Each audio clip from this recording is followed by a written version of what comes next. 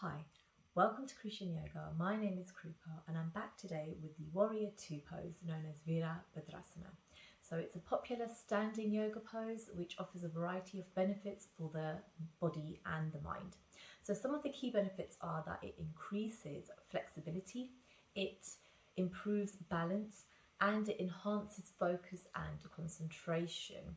So while it primarily targets the legs, the core, and the hips, Warrior 2 is also known to help strengthen those muscles around the ankle joints. It also helps to alleviate tightness around the feet and the ankles and is known to relieve flat feet. So this is one of those poses where it's really important to focus on how it feels rather than how it actually looks. And it's absolutely key to make sure that your body is warmed up before coming into this demanding pose. So let's begin. Begin in the middle of the mat, standing tall in mountain pose. When ready, take a big step back with your right leg so they are at least a leg's length apart. Turn your left toes out to face the top of the mat. The back foot is either parallel to the back edge of the mat, or you can turn the right toes in about 45 degrees so the heel slightly kicks out. Choose what feels good for you. Ideally, you want the heel of the left foot to be in line with the arch of the right foot. You want that front knee to be bent to a 90-degree angle and positioned over the ankle. Rotate the hips to face forward so they are square to the long edge of the mat. And then you want to engage your glutes and your core.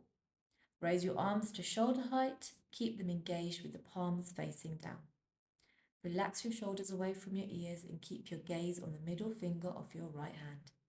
If turning the head towards your fingers creates imbalance in the body, or if you're suffering from any neck injuries, then you can always look towards the center, keeping it neutral.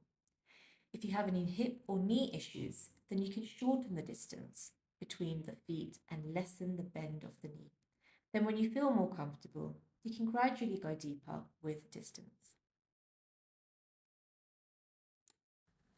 Another option is to place your back foot against something solid to help with balance. Then as your confidence improves, you can work away from the support. Using a block under the front foot will provide additional support. It prevents the back foot from collapsing and maintains its integrity. There are many different variations for the arms. You can reach the arms overhead, option to interlace the fingers and press the palms to the sky to encourage external rotation at the shoulders. You can also bend at the elbows for what is called cactus arms, or try eagle arms. Bring your right arm under your left arm, wrap the forearms around each other and bring your palms together. Warrior 2 can also be performed using a chair for support. Begin by sitting at the front of the chair. Take your right leg to the side so your thigh is supported by the chair and align the knee of your left leg over the ankle. Stretch your right leg back, straightening it as you come into seated warrior. Work with either heel to heel or heel to arch alignment.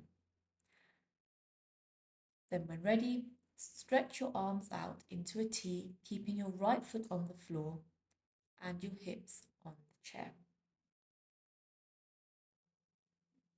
You can also place the block under your left foot if it doesn't reach the floor. This variation takes the weight and pressure off the knee and ankle joints. You can also use the chair in front to help with balance. So stepping the right foot back, place your feet in the same position. And when bending the front knee, you can hold onto the back of the chair for extra support. This can allow you to have a wider stance to provide an extra stretch in the back leg. Take your time with this pose and use your breath to really help connect to it. And remember to work both sides. I hope you found this video useful. Thanks for watching.